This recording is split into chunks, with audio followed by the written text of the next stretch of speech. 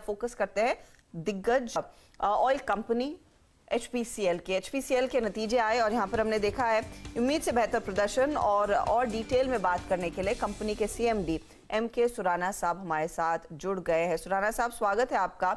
आपके नतीजे में देख रही थी और उम्मीद से काफी बेहतर प्रदर्शन, खासतौर से रेवेन्यू के फ्रंट पर और प्रॉफिटेबिलिटी के फ्रंट पर।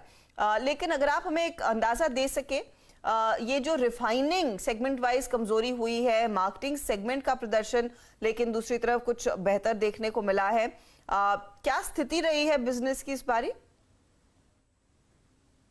प्री पेंडेमिक लेवल के कंपैरिजन में सोचे तो पेट्रोल का अच्छा रहा, डीजल अभी उससे थोड़ा कम है। मतलब जुलाई महीने में तो पेट्रोल 2019 की जुलाई से ऊपर निकल गया है, डीजल अभी करीब 10% का।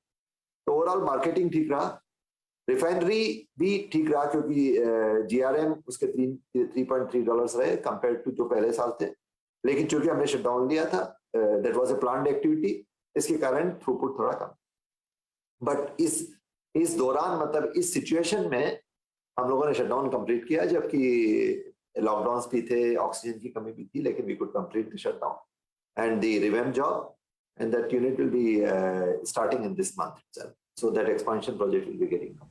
मैं इनफैक्ट वही डेटा देख रही थी कि पेट्रोल की बिक्री के आंकड़े ज्यादा बेहतर हैं डीजल की तुलना में। क्या वजह रही है? क्या ये अभी भी जो धीरे धीरे करके लॉकडाउन कायम है या फिर अनलॉक हो रहे हैं उसका ज्यादा इम्पैक्ट देखने को मिल रहा है? नहीं, इस क्वार्टर तो मुश्किल लग रहा है मुझे, क्योंकि नॉर्मली अगस्त महीने में डीजल की डिमांड जुलाई के महीने से थोड़ी कम रहती है जब मानसून चालू हो जाता है। लेकिन उसके बाद जब फेस्टिव सीजन चालू हो जाते हैं तो ट्रकर्स एक्टिविटी बढ़ जाती है और उस समय वापस पिकअप करता है। सितंबर अक्टूबर से इंडिया में भी फेस्टिवल सीजन चालू हो जाता है। उसके बाद जो है फसल कटाई वगैरह का सीजन चालू हो जाता है, तो उसके बाद फिर से वो जो लास्ट क्वार्टर रहता है कैलेंडर ईयर का, अक्टूबर से दिसंबर वाला, उसमें फिर से पिकअप करता है वो। तो प्री पेंडेमिक लेवल इस क्वार्टर में तो पास करना मुश्किल है, लेकिन मेरे ख्याल से ईयर एंड तक पहुंचने का, क्योंकि इंडस्ट्रियल एक्टिविटीज भी इसके साथ चालू होनी चाहिए। ये खासतौर से डीजल की बात रहेगी। अच्छा, इस समय बाजार की नजरें हैं कि आप वाइजैग में बड़ा एक्सपेंशन करेंगे, वहां पर ओवरऑल अपग्रेड्स भी आएंगे, मार्केट लार्जली उसी पर बेट कर रहा है। क्या आप हमारे साथ शेयर कर पाएंगे वहां पर स्टेटस क्या है? नहीं, वाइजैग रिफाइनरी की एक्सपेंशन काफी एडवांस स्टेज में है अभी। तो उसके दो पार्ट हैं, एक जो बाकी यूनिट्स का एक्सपेंशन है और एक बॉटम अपग्रेडेशन का एक और स्पेसिफिक आइटम भी है। जो बाकी यूनिट का जो है वो हम लोग इसी फाइनेंशियल ईयर में ही कंप्लीट करने की कोशिश कर रहे हैं और मुझे पूरी आशा है हम लोग इसको इस फाइनेंशियल ईयर के लास्ट क्वार्टर में कंप्लीट कर लेंगे। और जो बॉटम अपग्रेडेशन है वो 2022 की जो कैलेंडर ईयर है उसमें, मतलब 2022 दिसंबर तक वो भी। सुराना साहब, एक सवाल जो शायद हर ग्राहक, हर एक कॉमन मैन के लबों पर है कि जब पेट्रोल के दाम आसमान छू रहे हैं और कच्चे तेल के प्राइसेस करेक्ट होने लग गए हैं, आप वो रेट कट क्यों नहीं कर रहे हैं? प्राइस कट क्यों नहीं हो रहा है? कच्चा तेल कहाँ गिर रहा है? कभी ऊपर जा रहा है, कभी नीचे जा रहा है। तो किसी दिन वो 70 पे आ जाता है और किसी दिन वो 78 पे चढ़ा जाता है।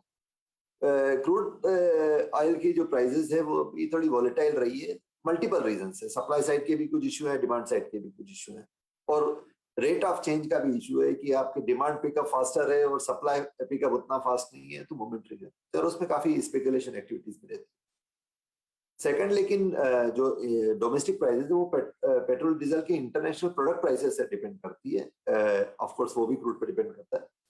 तो उसमें एक सप्लाई डिमांड प्रोडक्ट का भी आ जाता है कि जैसे अमेरिका में जो पेट्रोल की डिमांड बढ़ गई या यूरोप में डीजल की डिमांड बढ़ गई ऑल ऑफ अ सडन, तो पेट्रोल डिमांड डीजल के क्रैक्स इंप्रूव होने लग जाते हैं। और जो हमारी डोमेस्टिक प्राइसेस में क्रूड प्राइस, क्रैक्स और एक्सचेंज रेट तीनों का फर्क पड़ता है। यदि एक्सचेंज रेट भी, यदि रुपी वीक हो जाता है तो उसका भी, तो तीनों का फर्क है। तो प्रोडक्ट प्राइसेस में, और जैसे आपको मालूम है, इसमें टैक्सेशन कंपोनेंट भी एक सब्सटेंशियल।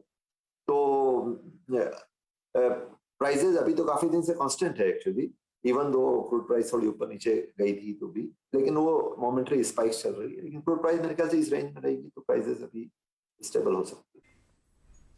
सुराना साहब, शुक्रिया हमारे लिए समय निकालने के लिए। All the way best coming quarters के लिए।